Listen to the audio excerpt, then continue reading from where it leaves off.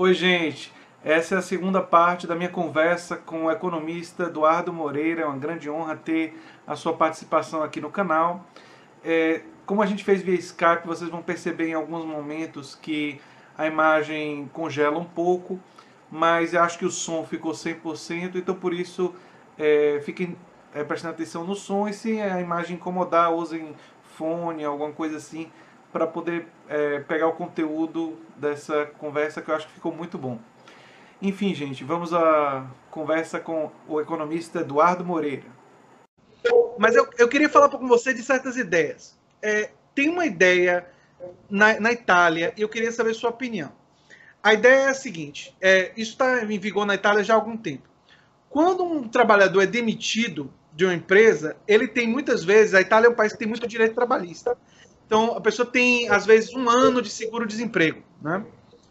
Você recebe a opção de ou você recebe 1 ano de seguro-desemprego, ou você pode receber o valor daquele 1 ano de uma vez só, desde que você se comprometa a ou virar cooperar, ou investir esse dinheiro em uma cooperativa democrática já existente, ou juntando com outros trabalhadores na mesma situação, fundar uma cooperativa democrática. E essa ideia, um pouco que eu sei, me parece que é voltada para o trabalhador não ficar muito tempo ocioso e ele reinvestir e você formar um outro tipo de organização de trabalho. Eu queria saber o que você acha de ideias como essa. Eu acho. Você sabe que eu sou um cara criado num ambiente absolutamente conservador, de direita, etc. Tanto a nível familiar como a nível de social, de empresa onde eu trabalhei, etc. Né? Então eu aprendi durante a vida inteira a falar mal de sindicatos, a falar mal de organizações, de associações, etc. E à medida que eu fui ficando mais velho, eu fui vendo a importância que essas organizações têm para o trabalhador, entendeu? Se você não tiver esse tipo de grupo, você tem e com a máquina de desigualdade que tem, com o poder das pessoas que dominam o capital e os meios de produção em países como o Brasil, você tem uma situação absolutamente trágica para as pessoas que são mais pobres. Você tem quase que uma escravidão, tá? É uma escravidão econômica, mas é uma escravidão mesmo. Então, você pode perceber que em todos os países que querem implementar uma política geradora de desigualdade muito grande, uma das primeiras coisas que nesses países acontece é enfraquecer os sindicatos, as organizações sociais, etc.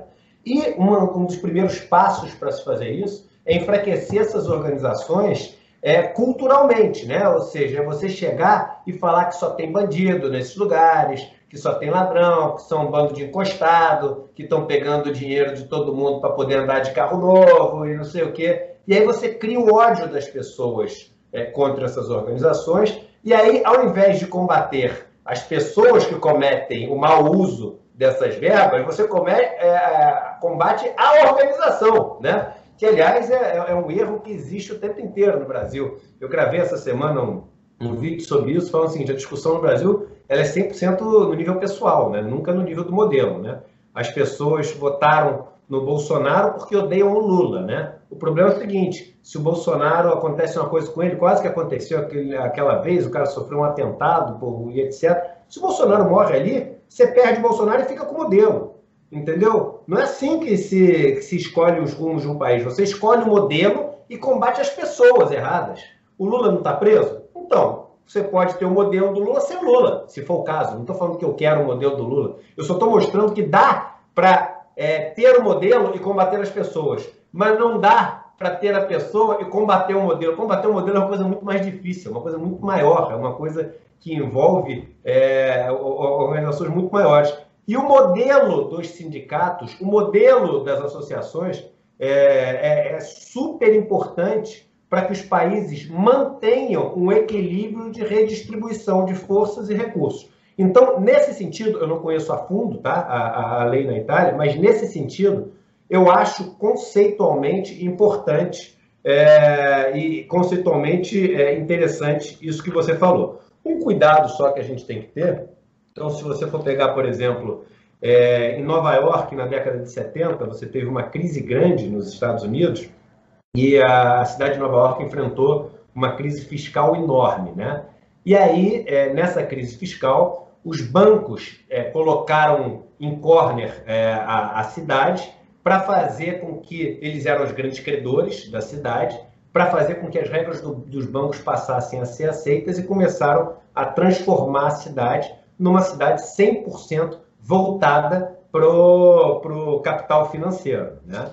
E aí você teve um monte de problema em Nova York, a desigualdade aumentou demais, você teve aqueles problemas das drogas da década de 80, aí entrou o Giuliani, que reforçando essa política, mas com o negócio de tolerância zero, etc.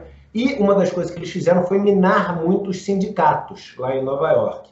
E quando eles fizeram essa política para minar os sindicatos ficaram muito frágeis. E aí, uma das coisas que eles exigiram dos sindicatos foi que eles investissem o dinheiro deles nos bonds de Nova York. Em tese, uma coisa boa, né? Poxa, eles vão investir nos bonds de Nova York, então eles vão querer que a cidade vá bem também, você alinha interesses, que é um discurso neoliberal, etc. Só que é o seguinte, na prática, um negócio perigosíssimo, que eles perdem completamente a independência, que eles perdem o poder de protestar. Você fez o seguinte, olha o seguinte, se você não fizer o que os bancos querem agora, a cidade quebra. Se a cidade quebra, o seu dinheiro, aí já não é mais uma obrigação nossa, é teu investimento.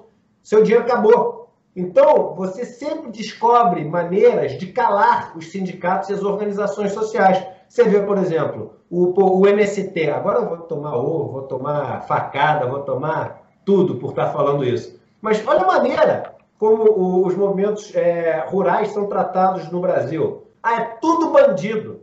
Quem fala que é tudo bandido, não sabe a realidade que passa um trabalhador rural brasileiro. Entendeu? É claro que no meio desses trabalhadores, tem bandido. É claro que no meio se eu entrar aqui, eu estou na Faria Lima com Juscelino Kubitschek. Se eu entrar em qualquer escritório aqui, eu vou encontrar um monte de bandido também. Entendeu? Então vamos fazer o quê? Vamos prender todo mundo aqui? Vai faltar cadeia para prender todo mundo que está nos escritórios aqui. Entendeu? Então é o seguinte, você tem que entender, o movimento social dos trabalhadores rurais, ele tem que ser respeitado e tem que ser ouvido. No Brasil, 1% dos donos das terras detém 50% das terras cultiváveis do Brasil. Então, como é que você pode não achar coerente um movimento social das pessoas que precisam trabalhar no campo, se você tem uma concentração de renda no campo maior ainda do que na cidade? Entendeu? Então, assim, essa aculturação da população para o lado que você quer, né, ela é extremamente perigosa. E isso acontece demais com os sindicatos e as organizações sociais. Você falando dos sindicatos, você, na verdade, já reforçou uma outra ideia que eu ia levantar, que essa ideia é de uma lei que existe na Alemanha já desde a década de 70. Eu não sei se você conhece, mas essa lei diz o seguinte, que toda empresa, a partir de uma determinada quantidade de funcionários, se eu não me engano é de 2.000, ela precisa ter no seu conselho diretor, tomando as decisões... os trabalhadores lá. Os trabalhadores. Isso aí. E isso fez uma diferença muito grande na forma de organização das empresas na Alemanha e tudo mais. E um exemplo negativo da falta de sindicatos e falta de força dos trabalhadores é o que aconteceu com os salários dos pilotos de avião nos Estados Unidos, porque um piloto iniciante nos Estados Unidos ganha de 15, 16 mil dólares a 25 mil dólares por ano nos Estados Unidos. O que você sabe que não é exatamente um grande salário, tendo em vista... Os Estados Unidos é uma tragédia como sociedade. Tragédia. É o país que tem a maior taxa de pobreza de todos os estados na OCDE. Você tem nos Estados Unidos um índice de criminalidade monstruoso. Os Estados Unidos não está entre os 30 países mais seguros do mundo, tendo um PIB que é maior do que os 6 PIBs que vem em seguida quando você exclui a China da conta, em países que têm muito mais população somados do que os Estados Unidos. Não tá, o 13º IDH não está entre os 30 melhores sistemas de saúde do mundo. Os Estados Unidos é um desastre. Você tem trabalhadores nos Estados Unidos, por exemplo, na indústria de frangos, né, de ave, de carne, de proteína, você tem pessoas que trabalham de fralda, porque não são permitidos ir ao banheiro. Nos Estados Unidos você tem uma escravidão... A completa ausência de direitos do trabalhador. Totalmente. Então as pessoas porque nos Estados Unidos não tem direito do trabalhador, não sei o quê. Tá bom, você quer trabalhar de fralda porque você não pode ir ao banheiro, não pode fazer xixi? entendeu? Então, os Estados Unidos, porque pegou um caso dos Estados Unidos, não é assim? Dá uma estudada sobre a realidade americana. As pessoas falam dos Estados Unidos, pô, eu gosto dos Estados Unidos porque aquelas casas sem muros e não sei o quê, elas falam ou de Orlando, quando elas foram para Disney, ou do filme que ela assistiu no Cinemark, entendeu? É os Estados Unidos que as pessoas conhecem. Então, quando você olha os números dos Estados Unidos é um desastre como sociedade. Só que, novamente, esse viés que a gente tem da mídia é um viés extremamente perigoso. E não tem nada de ser socialista nem comunista nesse negócio. Eu até brinco que o comunismo ele é o auge do capitalismo, né? Porque no capitalismo você tem pouquíssimas pessoas que cada vez menos gente tem mais a propriedade dos meios de produção e das terras. Aí cada vez menos gente mais, cada vez menos gente mais. Aí o comunismo ele dá um pulinho e fala o seguinte, essas pessoas falam assim, pronto, agora tudo é meu. Aí elas assumem o poder e aí tudo é dessas pessoas que estão no poder e virou comunismo. Então é o seguinte, eu acredito em países onde você tem montes e vales, ou seja, você possui a capacidade de ter mais recursos ou menos recursos, dependendo do seu mérito, né? Você viu que eu não gosto de usar a palavra meritocracia, que eu tenho ódio dessa palavra, né? Porque a maneira como ela é utilizada no Brasil é absolutamente ridícula, né? No Brasil a gente tinha que chamar de medíocrecracia, né?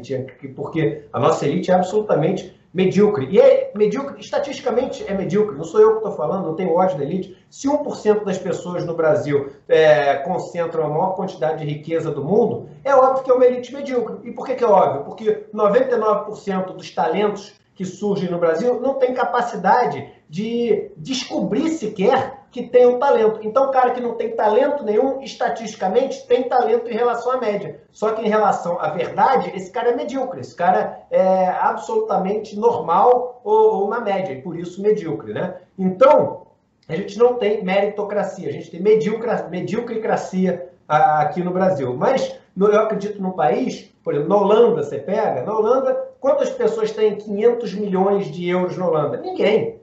Entendeu? Você pega os três países com o melhor IDH do mundo, nenhum deles tem uma pessoa entre os 50 mais ricos do mundo.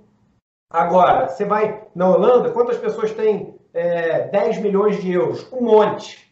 Então você pode ter na Holanda, você pode ter iates, você pode ter uma Ferrari, se você quiser, você pode ter um monte de coisa. Entendeu? Agora, quantas pessoas na Holanda têm 1.000 euros? Ninguém também. Ninguém. O salário mínimo lá, se não me engano, são 1.200 euros e todo mundo é obrigado a receber 1.200 euros na Holanda. Você nasceu, está vivo lá em idade economicamente ativa, você tem direito aos seus 1.200 euros lá se você não tiver empregado. Então, Eles fizeram uma renda mínima, né? Eles fizeram uma renda mínima universal.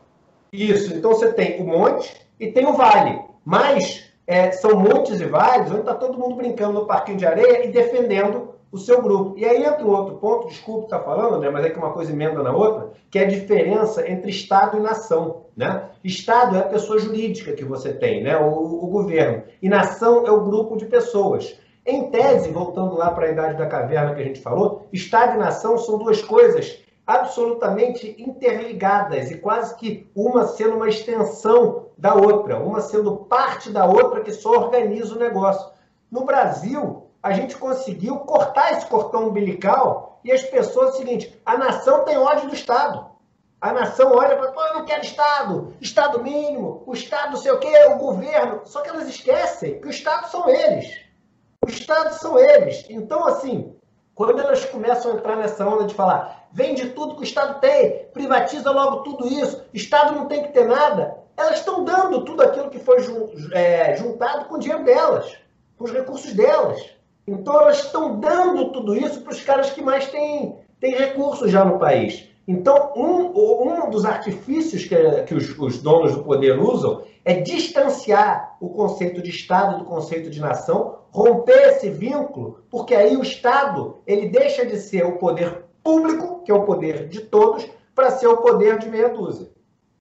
É interessante essa observação que você fez sobre o Estado, porque eu vejo muita gente que é crítica de políticas públicas tratar o Estado como um ente, como se o Estado não fosse uma condensação das relações de forças existentes na sociedade. É uma coisa muito curiosa essa forma. Ela não consegue criticar o político. Aí ela tinha que criticar o político, o individual. Mas aí o cara fala, não, é o Estado. O Estado é corrupto. Não existe Estado corrupto. O Estado são as pessoas. Não existe Estado corrupto. Existe pessoa corrupta. Estado não é nada. Estado é uma pessoa jurídica, né?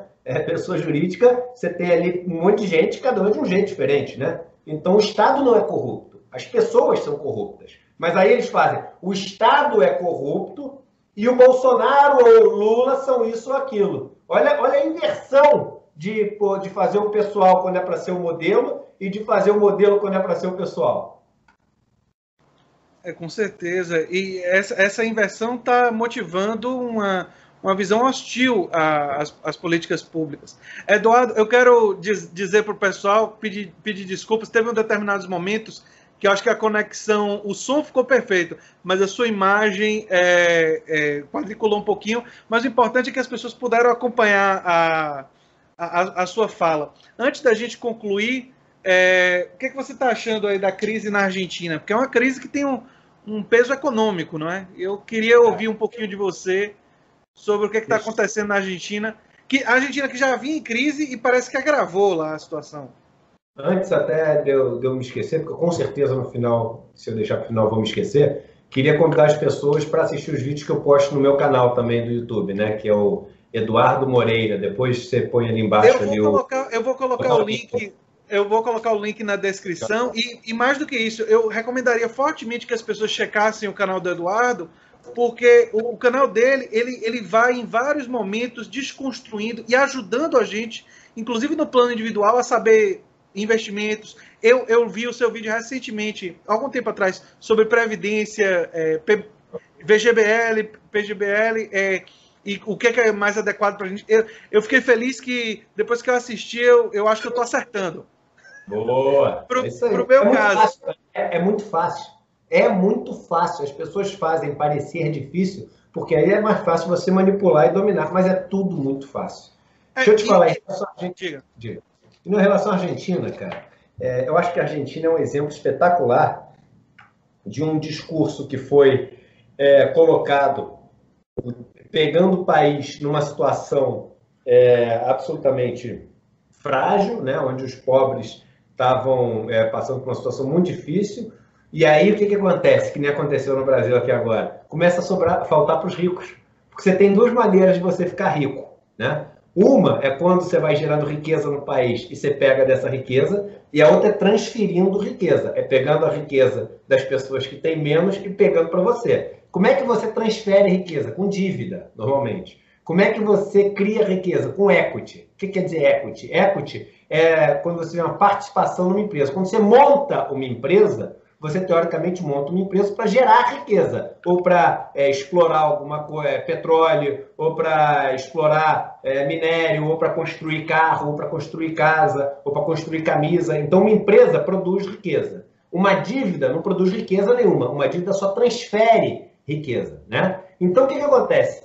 Quando você tem muito dinheiro em países como o Brasil, como a Argentina, por exemplo, você tem uma opção muito melhor do que gerar riqueza, que é transferir riqueza. Então você vive de renda, vive emprestando o dinheiro. Ah, mas eu empresto para o governo. Tudo bem, mas o governo pega emprestado das pessoas, de todo mundo, etc., e pega o dinheiro dos impostos, que foi o que a gente já falou aqui no nosso vídeo. O que acontece? Chega um ponto que os ricos não têm mais de onde tirar essa riqueza. Não tem. Os pobres não têm. Você já sugou tudo dos pobres. Sugou sorrateiramente, né? Porque através dos impostos, então não estou pegando direto, estou pegando do governo, está pegando dos caras, você está pegando dos pobres. É como se você estivesse pegando direto. Ou nos empréstimos que você faz, aqueles empréstimos que têm um custo absurdo. O setor financeiro faz 300% ao ano, 400% ao ano aqui no Brasil, que é a tarifa de cartão de crédito que a gente tem, a tarifa de cheque especial. Só que aí quando acaba, o rico fala, ferrou, só tem um jeito, eu tenho que gerar mais riqueza. Aí o que ele faz? Ele pega, toma o poder falando o seguinte, com um discurso que é bonito pra caramba, fala o seguinte, olha, vocês aqui não podem mais depender do poder público para o poder público investir, porque para gerar riqueza tem que investir, o poder público não tem mais capacidade de investir. Está todo endividado, tem um déficit enorme, blá, blá, blá, tudo isso que a gente ouve aqui, fala, só tem uma pessoa que consegue investir aqui, que é o poder privado, nós. Logo, você tem que nos colocar no poder, porque nós que sabemos o que fazer, e o poder público tem que dar para a gente molezinha para a gente poder investir, senão a gente não vai investir. Então eu quero mais subsídio, eu quero menos imposto, eu quero isso, aquilo e aquilo. Aí todo mundo acha isso mó barato, pô, realmente, pô, os caras são bem-sucedidos, sem se tocar que eles estão na situação que eles estão por causa dos caras. E os caras estão na situação que eles estão por causa deles, né? Porque eles financiaram esse oba-oba todo. Aí dá essa molezinha toda e o cara investe, que é o que vai acontecer no Brasil nos próximos anos, que foi o que aconteceu na Argentina nos primeiros anos. Aí investe, aí você tem uma geração de riqueza e a bolsa sobe pra caramba. Por que a bolsa sobe pra caramba? Porque bolsa, aliás, é um erro que todo mundo faz, achar se o país está indo bem ou mal pela bolsa. Assim, é uma incapacidade intelectual esse negócio monstruoso. Por quê? Bolsa é o valor das empresas. É o valor das empresas. Então, se as empresas estão ganhando muito mais lucro, esse lucro tem que estar vindo de algum lugar. Não é toda geração de riqueza, é de você, cara. Entendeu? Então, esse presidenciável é ruim, porque quando aumenta a chance dele ser candidato, a bolsa cai. Pelo amor de Deus, entendeu? Isso é assim, é o auge do domínio intelectual e cultural que a elite pode ter sobre as outras pessoas. Eu queria até dar um exemplo que reforça o que você está falando. Muito tem se dito que os Estados Unidos agora, porque com o Trump no poder, mais recentemente a bolsa nos Estados Unidos tem subido, não é isso? Que os Estados Unidos estaria saudável do ponto de vista econômico. Só que o salário médio do trabalhador americano não subiu. Exatamente. E o salário mínimo nos Estados Unidos, para o padrão de consumo americano, continua baixo. Existe toda uma luta lá agora para que o salário mínimo suba para $15 a hora. Em muitos dos estados americanos, o salário mínimo é entre 7 e pouco e $8 a hora, o que, em alguns desses estados, não é o suficiente para sobreviver. E aí acontece o fenômeno que reforça o que você está falando, que tem a ver com os trabalhadores da Amazon.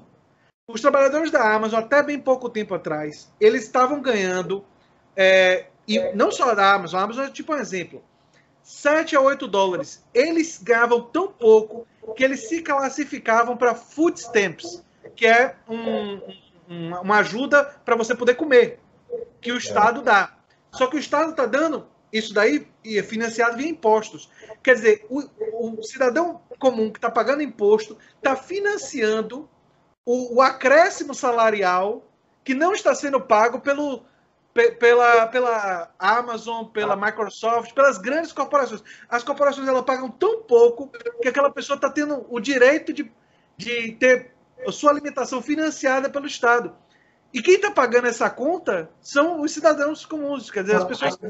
Aí vem o ponto que é o seguinte, a última perna da equação que eu estava falando. E por que o cara investe nessa situação? Porque além de tomar o poder e dar as condições boas para ele pega o país no auge do desemprego, aí no auge do desemprego, o que acontece? A mão de obra está cara ou barata? Baratíssima. Então ele consegue ter margens monstruosas. Aí o que ele faz? Ele pega, dá aquele gásinho no investimento, no crescimento, o país cresce um pouquinho. Cresce um pouquinho, gerou riqueza, aí ele fala, pronto, já corremos o risco que precisava correr, vamos voltar para aquilo que a gente fazia antes. Vamos pegar, porque transborda um pouquinho de riqueza para os mais pobres. Ele fala, mas já que transbordou um pouco para os mais pobres, vamos lá e pegar a riqueza dos mais pobres, pegar tudo de volta. Essa que vai ser a estratégia agora. Aí vira voo de galinha. A Argentina pegou, entrou, 3 anos de alta na Bolsa, o quarto ano a Bolsa caiu tudo, que subiu nos 3 anos, voltou para o caos. E aí, daqui a pouco, no auge dessa crise, o que vai entrar na Argentina? FMI, como já entrou, blá, blá, blá, blá, blá, blá, política neoliberal. Aí faz tudo de novo, aí começa. É isso, cara. É assim, mas é tão simples. É como se você tivesse naquele filme The Matrix. Quando você vê isso, tudo fica assim, sair da matriz. Caramba, não é possível que os outros não estão vendo. Você começa a ficar irritado, entendeu? E aí você pega um cara que fala diferente, não, porque o cara estudou em Chicago, em Berkeley, isso e aquilo. Eu também estudei, entendeu? Só que você vai ver o seguinte, porque o site diz... Olha o seguinte, quantos sites tem que não são patrocinados por bancos e corretoras e falam sobre matérias econômicas? Nenhum, cara. Não tem nenhum. Não tem nenhum. Então, como é que você pode acreditar naquilo? Quem vai ter coragem de falar mal de COI, que nem eu falo? Ninguém tem coragem de falar. Porque se falar, o cara não patrocina. Entendeu? Precisa ter independência para poder falar. O poder econômico, ele é absolutamente manipulador. Porque o que a gente toma as decisões em cima da informação que a gente recebe. E a informação que a gente recebe, ela já vem toda pronta. Entendeu? Com certeza, com certeza. A última ideia, ainda naquela. Eu tinha uma coisa para falar para você das cooperativas.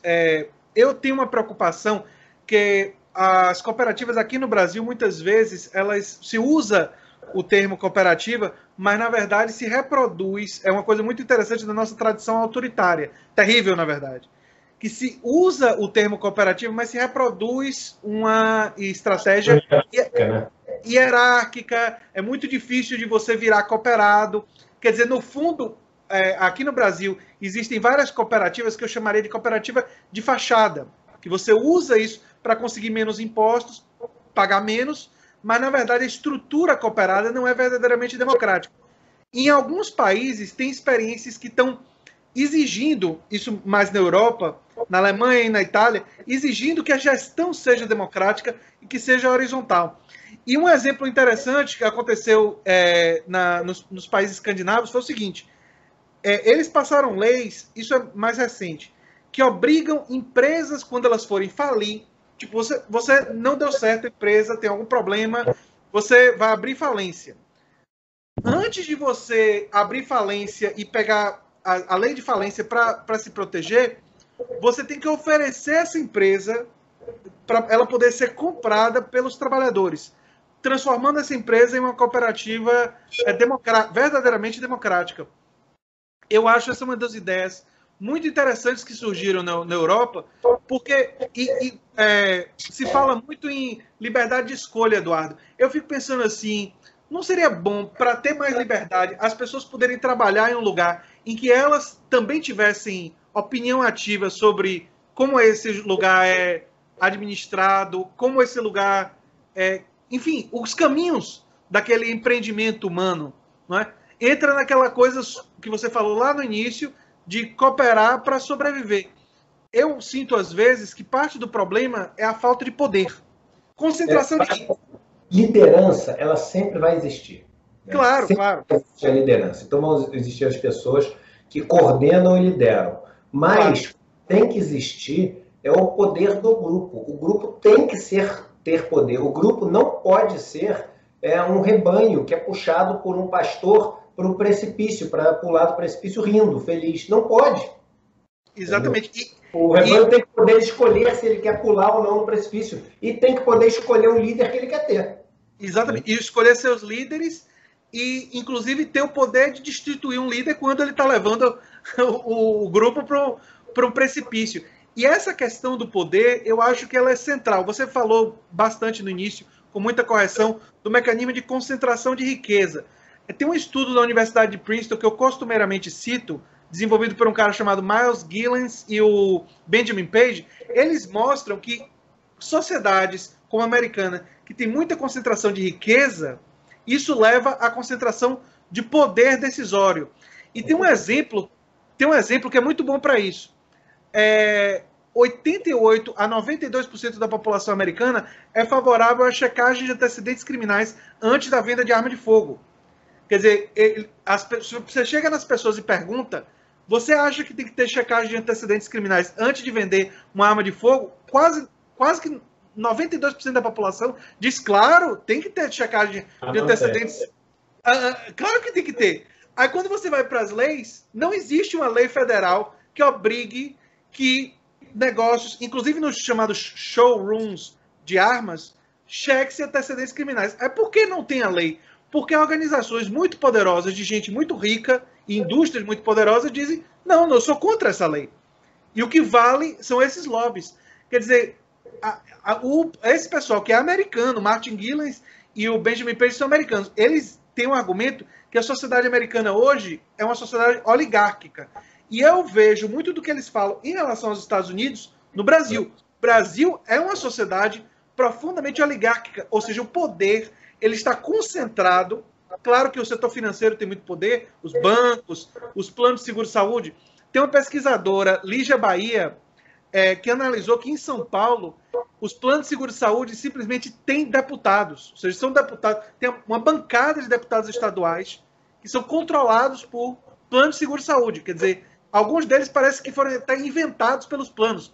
Quando eu digo um político inventado, é uma pessoa que não era política, e o plano chegou e disse: olha, eu até financio a sua campanha. Mas quando você chegar lá, se lembre da gente. Recentemente, há algum tempo, houve a mudança na lei proibindo esse pessoal de financiar, mas eles conseguem circunnavegar isso daí, né? Você junta todos os executivos para fazer doação como pessoa física, na prática a empresa, embora legalmente, né, não seja, e você continua tendo esse impacto. Então, uma coisa que eu penso da concentração, que é muito grave, é a concentração de poder. Né? Existe uma correlação entre a riqueza, a concentração do dinheiro e do capital e do poder. Realmente, concordo 100%. Mas é isso aí, Eduardo. Diga aí. Não, isso que eu estou te falando que agora eu que tenho que ir. Eu tenho que ir porque eu tenho que já estamos no nosso horário. O que você acha de eu dividir em duas partes, já que a conversa ficou quase com 1 hora? O que você acha? Fica a seu critério. Tranquilo, né? Eu peço desculpas aqui na conexão do Skype. Às vezes, como eu falei, a imagem teve uma congeladazinha, mas e o pessoal vai perceber isso. Mas o importante foi que você esteve aqui, trouxe seu conhecimento, deu sua contribuição. Eu sou muito agradecido e espero que os seus inscritos conheçam o meu canal e os meus, que são muito menos do que os seus, os que não conhecem ainda, conheçam. Você está fazendo, não sei se você sabe, a felicidade de vários inscritos meus. Porque eu recebia constantemente mensagem: André, você tem que falar com o Eduardo Moreira, André, você tem que falar. Então, a sua participação aqui, além de ser uma honra para mim, você está fazendo alegria. As pessoas ajudem, é o que eu estava falando. Eu abri esse meu canal há pouco tempo, né? Eu não tinha um canal do YouTube. E ele tem lá, sei lá, 50 mil pessoas. Se eu tivesse 5 milhões de pessoas, em uma semana eu fazia com que no Brasil não se vendesse mais um COI e ninguém mais fosse enganado pelas corretoras e pelos bancos. Entendeu? Então, que essas pessoas que estão ouvindo, que elas ajudem a gente a criar massa crítica suficiente, porque dá para mudar pela informação, dá para mudar pelo conhecimento. Eu não tenho a menor dúvida disso, entendeu? Eu também não tenho a menor dúvida. E a gente tem que pensar nesses inscritos como multiplicadores. Embaixadores. É isso aí. Eu tenho certeza que as pessoas que você tem ajudado... Você está num trabalho que se chama formação de sujeitos. No caso, seria formação de sujeitos que têm conhecimento básico de economia. E não precisa ser economista para isso. E eu estou querendo ajudar, no meu caso, o meu combate é contra o obscurantismo em relação à ciência. Gente que nega a ciência, gente que quer negar a história. Eu estou nessa luta aí também. Tem um pessoal aí que fala que, enfim, não teve ditadura no Brasil e outras coisas desse tipo.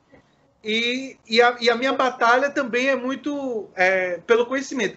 Eu tenho no meu canal também um propósito de divulgar ideias que eu chamaria de libertárias, emancipatórias, mas isso daí eu diria que é um objetivo menor. O objetivo maior é pelo conhecimento, e quando eu divulgo essas ideias é porque eu sou uma pessoa muito transparente e abro para o meu público conhecer o meu jeito de pensar e a minha...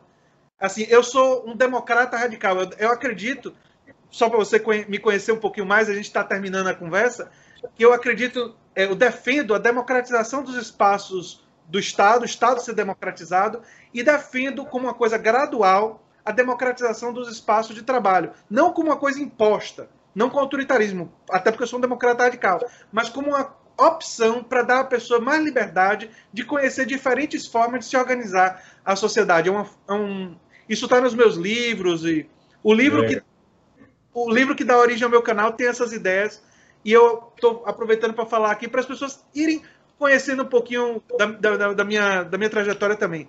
Queria finalizar o vídeo, Eduardo, agradecendo efusivamente sua participação, dizendo que é uma grande honra para mim, e se futuramente você estiver disposto a ter uma nova conversa, quem sabe sobre outros temas e tal, estou aí disposto, e, enfim, foi uma grande honra.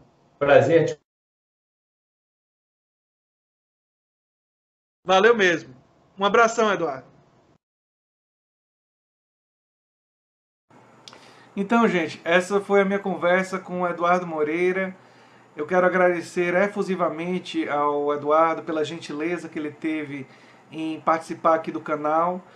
Foi legal saber que foi aquele meu vídeo sobre a demissão do Marcelo Madureira e do Eduardo Moreira, enfim, comentando sobre a Jovem Pan e minhas críticas à Jovem Pan, porque no caso do Eduardo Moreira, se vocês verem o currículo dele, é uma pessoa de extrema qualidade, e foi claramente uma questão política que levou à demissão dele, e ele gostou muito do meu vídeo e por isso ele fez essa participação aqui no canal, e quem sabe futuramente a gente pode ter uma nova conversa.